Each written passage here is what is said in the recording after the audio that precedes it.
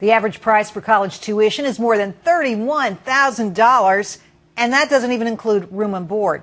Coming up with that type of money could make a parent go bankrupt. But if that happens, could the bankruptcy trustees go after the college for part of your debts? Bankruptcy attorney Jeff Hellman says they can and they will, and joins us now to explain how all this works. Jeff, welcome to the show. Good to have you here. Why are you doing this? What's going on? Well, it's a trustee's duty to try and recover as much money as possible for the creditors of the debtor that files for bankruptcy. And these college tuition payments are what is called a constructive fraudulent transfer that the trustee is entitled to recover.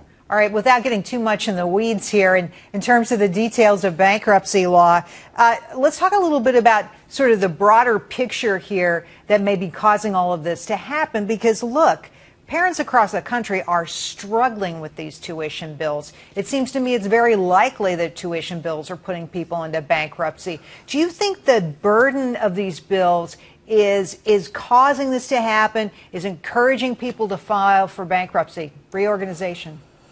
Well, these are not reorganizations typically. These are what are called a Chapter 7 bankruptcy. But yes, certainly the burden of the tuition payments, or in some cases parent loans for tuition payments, are certainly contributing to debtors making the decision to file for bankruptcy.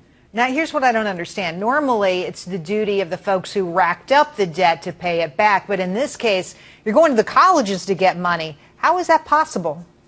Okay, well, the answer is when you have what's called a constructive fraudulent transfer, that's where a transfer is made to someone at a time when the debtor is insolvent, for which the debtor does not receive equivalent value. So in this, Jeff, you know what? I don't understand those phrases, and I know you can explain this to me. Talk to me like I'm your mother. Okay, so you guys basically have sort of found a loophole here, right?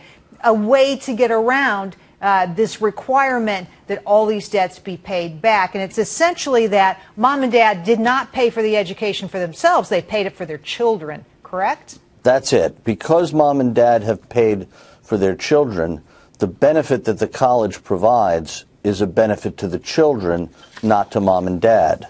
It's as if mom and dad gave a car to the kid, and that car was no longer available to pay the debts that mom and dad had incurred. It's fascinating. Chapter 7 bankruptcy filings, as you say, you've gotten back some $600,000, nearly $601,000.